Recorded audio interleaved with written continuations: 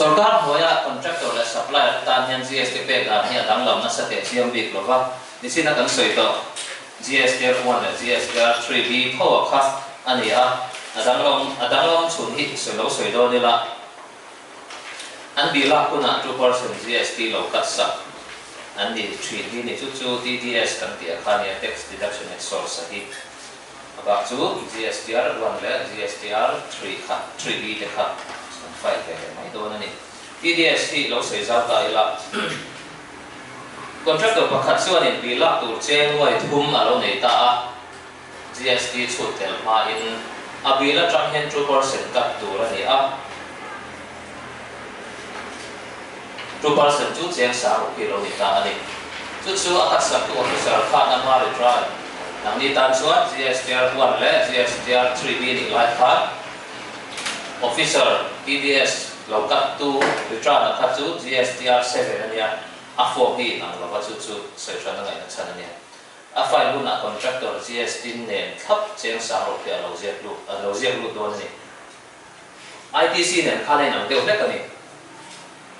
ITC a khachuanin an hne na inspect to an le na inspect to kha a lo zek lu tanga deductor officer khachuanin alo kat sak cheu kha in GST ne thap GSTR 7 a siap ut ve thung ron ni ti chuan contractor kha return file kuna cheng loi thuma tanga a GST pe tu 12% cheng si thum sang ru ka pe kuna TDS lo pe to cheng sang ru kha a GST account ta lo lu thap to awangin cheng si thum si a pe le lamai to do ni a pe tu zong si thum sang ru ka ni lain cheng sa ro khati dia sin 2% ta ka ni to a chu wa chuan ala bang cheng sa thu ma 10% ye noi thu ma tanga 10% ti na ni true TDS ania 10 tha assuming pe ka mai don ta ni si khum hi kha ka khum chu ni ta ni supplier ta ko chu tiam kho chu ani a khami GDS contract bi ka khan Central State ta lu dang ka equal share thok ha ni le la ka ami contract bi ka GTS ko ante ole su ko na au contractor na muna sir khani ta ni azo na chu kha contractor na tax pe ka kha IGST ne ni anga CGST le SGST khani ta to ro iso na ka GST kan ron register ta nó phi sản này có con ta nó cái tiếng đâu á chính phần cái nó cái đấy à nó mà đi lúc xuân thì xiên thì bốc xí được thì này cái này thì khác để số nó nhận ra cái quan điểm à thì ra xiên tiền lông tất cả xiên phải à mình lâu còn sắp u là GST registration kan ti yani central mo ya ne state mo ya kan don ti duat han thei lo ne ro ki ta ni ani ko central ma lu ta a han thei lo ni GST and GST network ti hi dan we din ani a central the state sarkar te hian share kan ni ve ka sum ko kan tho ve ka chu mi te chuan in system an lo siam ta software an lo siam ta a chu registration ne return kan ti na zong sama hi ni ta ni registration kan va deal khanin kan deal state khat chunga mi te kha kan deal na kha a in do tin CGST, SGST, CGST, SGST ti in a in do thap in a lo chen fel chu wa so du a than thei lo to pa ni ta ana ma se chu CGST noya I om se chu CGST kan de chu phai jan he chu ra na nom ta ku tha ma te chen ma central la changa custom kan ti thin ho khan ni a ani chen sanga GSTN ko tu pik te custom en ko tu pik te ani chen sang de ka khatian khan oma to the central GST ho chu ni ta ni chu ho noya lut khai lo om ta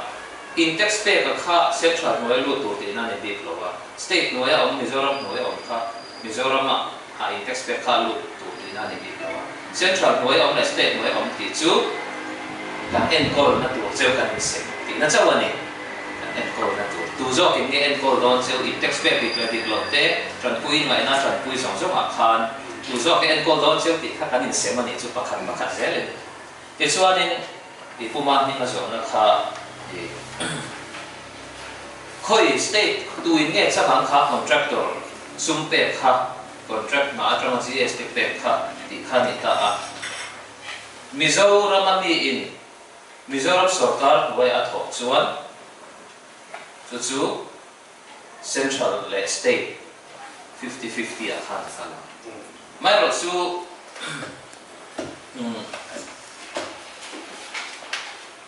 Gauhati pa in Mizoram sarkar way a naron nei ve thei ta khatiang ani chuan Gauhati pa khanin IGST in a pair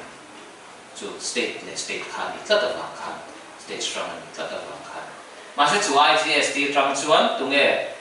a cham tu tur kan ti chuan in Gauhati pa kha contractor sim khan na thok tu in nia service pe tu in ni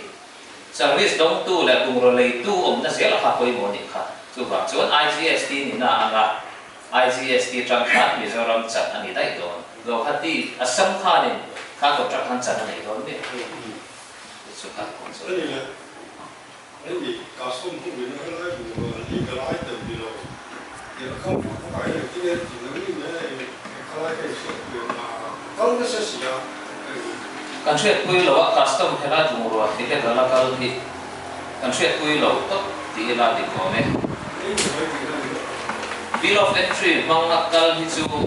basic custom duty te so ya it's one GST ko IGST in 5% te a ro le te su che khani an choi vele thapa kha chu return and 5 mu na aron lam vele mo ya ni kan ne ma se khatiang bill of entry siam lo da na kal lo kha chu ka che pui lo tok ke chu a san chu in la share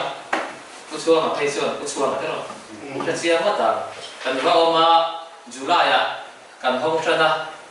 January ni so pasari alo ni chuan kan to kha kan check get to na tur order kha lo thleng rup mai ni chu ba chu get kan nei le ta reng lo wa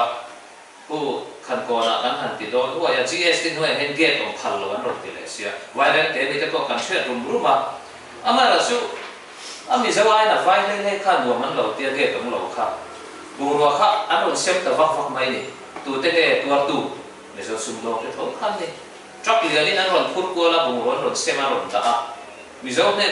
ne na tanga le lo khan kha na kot ka ya ron da tu te kha chu do ra lo no sia mizom bok kha tu kan ne chu ra get hing pu lo ma se la data collection center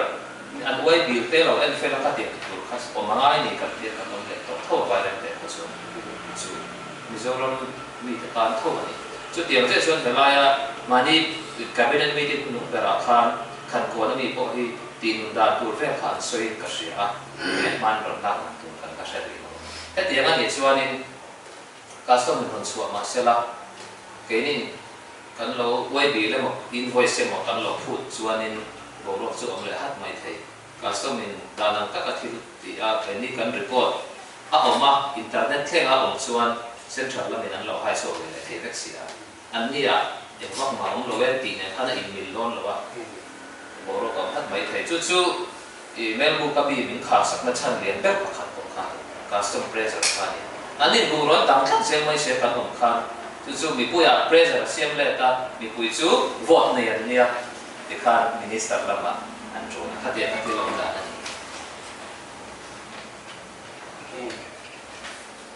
ale an kan le supplier kan ko chu piak ko chu ni